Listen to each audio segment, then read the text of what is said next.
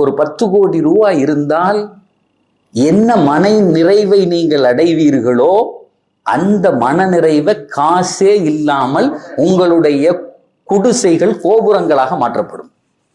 நீங்க இருக்கிறது குடிசை தான், ஆனா ஒரு கோபுரத்துல இருந்தா என்ன ஃபீல் கிடைக்குமோ அந்த வார்த்தையை சொன்ன உடனே கிடைக்கும். வாழணும். அந்த ஆயத்துல அல்லாஹ் சொல்றான், அல்லதீன யுமினூன பில் கைப், அவர்கள் மறைவை நம்புவார்கள். அல்லதீன யுமினூன பில் கைப் வ யுகீமூன ஸலாத், அவர்கள் தொழுகையை நிலைநிறுத்துவார்கள்.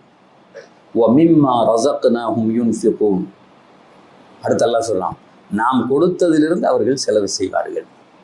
ஏன் அவங்க காசுலேருந்து செலவு செய்வாங்கன்னு சொல்லல, அல்லாஹ் கொடுத்ததுலாம் நமக்கு தானே சார்.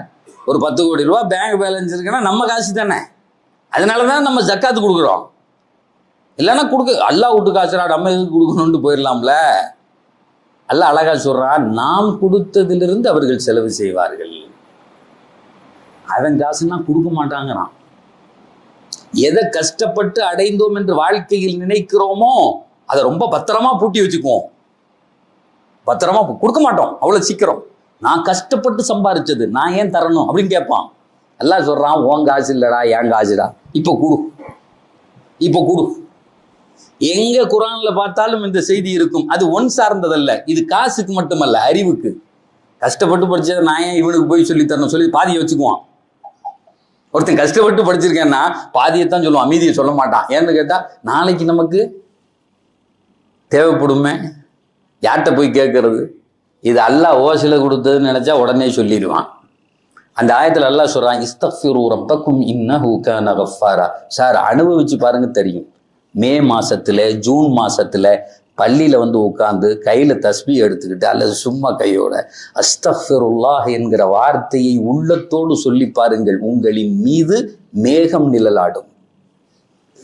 மேகம் வந்தால் என்ன உணர்வை நீங்கள் பெறுவீர்களோ கண்டிப்பாக பெறுவீர்கள். கண்டிப்பா பெறுவீங்க, சந்தேகமே கிடையாது. அப்படியே பரப்ப. அடுத்து அல்லாஹ் சொல்றான், இஸ்தக்ஃபிரு ரப்பக்கும் இன்னஹு கான யுர்சிலிஸ் ஸமாஅ அலைக்கும் மிதராரா வ யும்திதுக்கும் பி அம்வாலின் வ பனீன். காசுகளை தருவான்.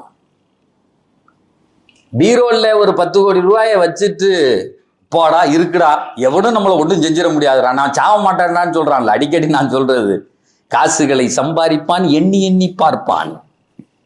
நான் அடிக்கடி சொல்லுவேன் தான், ஜமஅ மாலம் ஃபஅத்தத, செலவு பண்ண மாட்டான். எண்ணி பார்க்கறதுல மனுஷனுக்கு ஒரு சந்தேகம். எண்ணி பார்த்துட்டு சொல்லுவான், 10 கோடி ரூபா இருக்கு, நான் எல்லாம் ஜாவ மாட்டேன்டா, அப்போலோல போய் பொழைச்சிக்குவேங்கிறானே.